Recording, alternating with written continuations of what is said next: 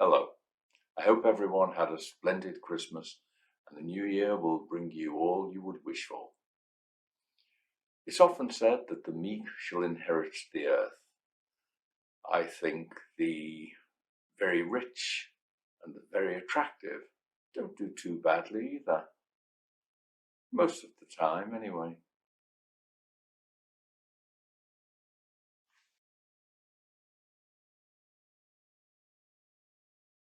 Charles Rigby was 92 years old and still in full control of his faculties, most of them anyway.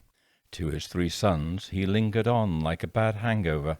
The eldest of these, Egbert, was a mere stripling of 68 years of age and understandably impatient to take control of Rigby Incorporated, the renowned financial institution. "You youngsters will have your turn soon enough," he told Egbert. It was hard on them, because one of the youngsters had recently had a hip replacement, and all three of them had enough internal metalwork in the form of stents, artificial joints, and what have you, between them, to make a modest-sized scooter. The old man looked like he would go on forever, unfortunately. It therefore caused the progeny of Mr. Rigby considerable dismay when he began to court the spectacularly well-endowed and delightfully buoyant 24-year-old dancer, Miss Miriam Hardcastle. Of course, love knows no bounds. It cannot be defined or prescribed by age, and a 70-year gap in years is, properly regarded, a mere trifle. At least it is to sea turtles, Red Sea urchins, and Greenland sharks, and Charles Rigby, it seems. It was, however, not a trifle to Mr. Rigby's sons, nor to his grandsons, who had already embarked upon the sober adventure of middle age. It was a damned nuisance, and a matter of great unseemliness in their view. It was something of a surprise to Miss Hardcastle's family, too. Her father was at least half the age of the venerated financier, and her own grandfather, who was still considerably his junior, was aghast. He was a callow 72 after all, and Mr. Rigby senior may be forgiven for lashing out intemperately and with a vituperative tongue when he heard of his criticisms of their courtship. "What would a young fool like him know anyway?" he demanded. "Don't mind him. Grandpa's senile. He's not right in his head," was his beloved's response to this. Mr. Rigby simply muttered. He didn't like talk of senility in one so young as 72. There was no doubt Miriam was a head-turner, an extraordinarily vigorous young woman for one so top-heavy, and yet she was a persuasive woman too, and undeniably pleasing to the eye of the discerning gentleman, blonde, curvaceous to excess, dressed to embarrass the broadest-minded of people, in fact anyone over the age of 35, and most certainly to the family of Mr. Rigby senior. It added to insult the most grievous of injuries that Mr. Rigby had met Miriam at a lap-dancing club he frequented in Frisbee, where she was a firm favourite of the clientele, and she caught the slow, roomy, discerning eye of the great and respected man of finance. It had certainly put a spring in his step, though, that hadn't been there since 1967, and a twinkle in those blue eyes that was much improved since his cataract operations 2 years ago.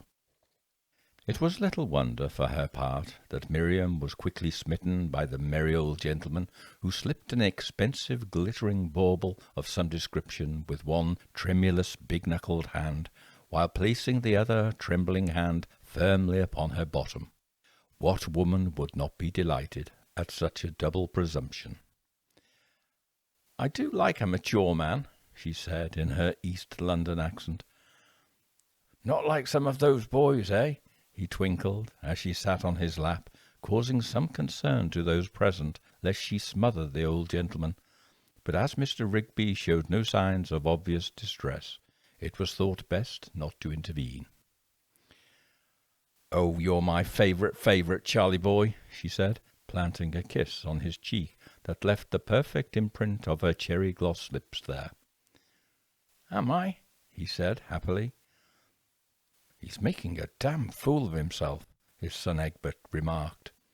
"He'll ruin himself and us," said another. "My God, she could become our mother," exclaimed young Andrew.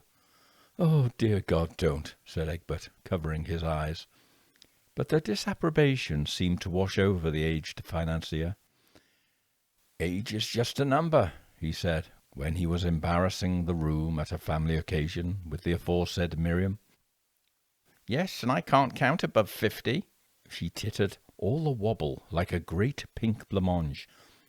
The room of his relatives gawped at the spectacle of the improbable couple. "They're all grab and hustle, these boys," she assured him, seemingly unconscious of his knuckle-bound wandering fingers upon her.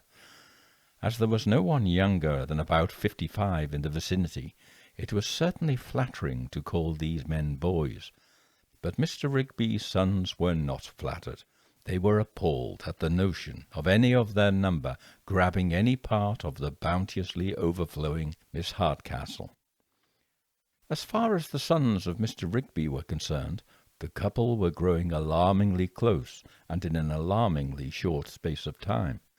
The butler at his Cadogan Square house told his son Egbert that his father had spent the week-end there recently, and the previous week-end at the country house in Sussex, with the aforementioned Miss Hardcastle, where she was spilling out all over the place quite liberally.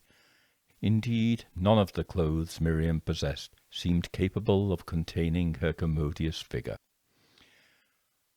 "The servants didn't know what to say, sir," he told Egbert, which was a half-truth, because they knew exactly what to say, and said it with warmth. "Oh, dear God," said Egbert, "we'll have to do something." "Quite, sir," said the butler discreetly.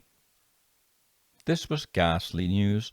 The Rigby boys held a conference soon after this, and as a result it was decided to confront their father concerning this unfortunate and regrettable matter. They plucked up their courage after a few whiskies in the drawing-room one afternoon, during a visit on some matters pertaining to business, and bearded the lion in his den. It didn't go well. Mr. Rigby was, in fact, furious.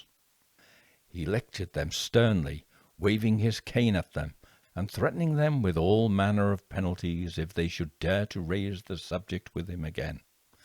Why, he'd half a mind to whip them all for their impertinence. "You'll get my money in the end," he snapped. "It's all you want from me. I know the lot of you." "Now, father, be reasonable," said Egbert, attempting to mollify the old man. "We care about you, that's all. This young woman is wholly unsuitable for a man of your years and place in the world."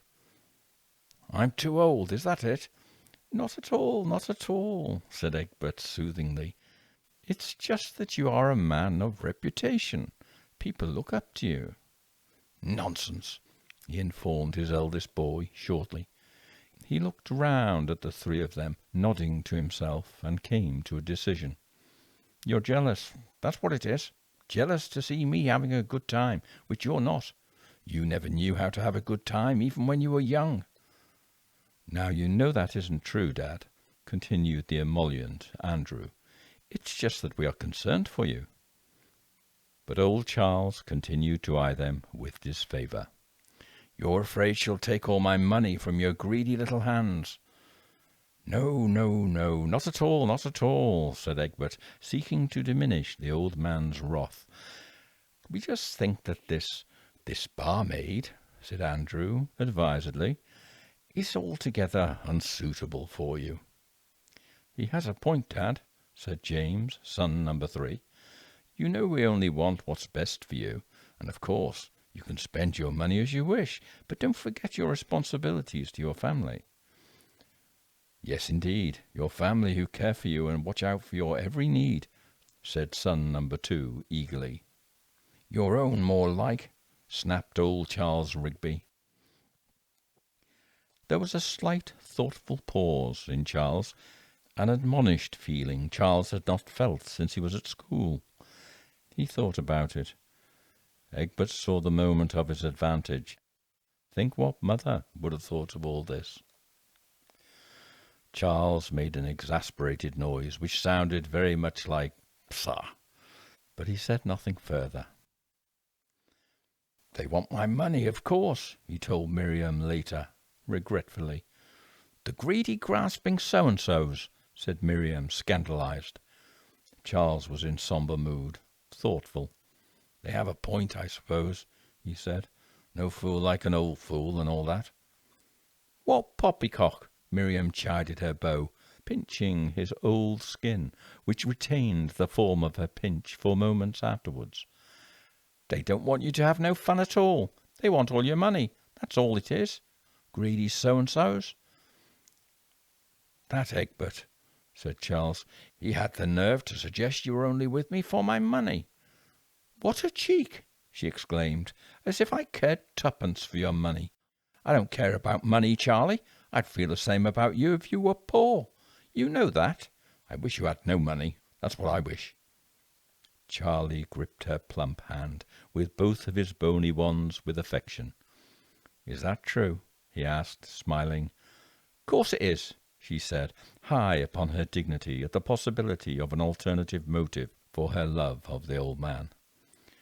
You're the most beautiful, twinkly, crinkly-eyed old fool I ever met, she said. Oh, I'm an old fool, I suppose. I'm no feast for the eyes, and you could have any handsome young man you liked. She nuzzled close to him in reassurance. They wouldn't have your crinkly, clever old head now, would they? I wish you didn't have no money, she told him. Then they could hardly accuse me of wanting you for it now, could they? They'd see I loved the man inside. That's all that matters to me. It does me good to hear you say that, said Charlie, smiling indulgently. Perhaps it was inevitable. The course of true love never runs smooth, but it cannot be denied either. It will have its way, whatever impediment may stand in its way. And so it was that Charles Rigby invited his 3 sons and their wives down to Ridings in Sussex for the week-end. They came with trepidation. They sensed the inevitability of the matter, and that he had called them together to make an announcement they had hoped would never be made. They knew he and Miriam had been there all week. She was bubbling over with excitement, spilling over, in fact, overflowing alarmingly even, and they exchanged glances at this and what it might signify. Dinner was an affair of strained politeness. Miriam, breathless, seemed to have adopted a rather ridiculous faux posh accent. "Oh, please excuse my fingers," she said. "I'm being ever so impolite. Where are my manners?" Where indeed? The thought had often occurred to the 3 junior Rigbys and their wives. They exchanged quick glances surreptitiously. The wives pretended not to notice their loquacious hostess, and all, with the exception of Charlie, averted their eyes from her fulsome décolletage, which upstaged them all. As dinner came to an end, Charles indicated that he wished to see his 3 boys in the library after dinner. He had some news for them. "I have some matters to discuss with you," he said.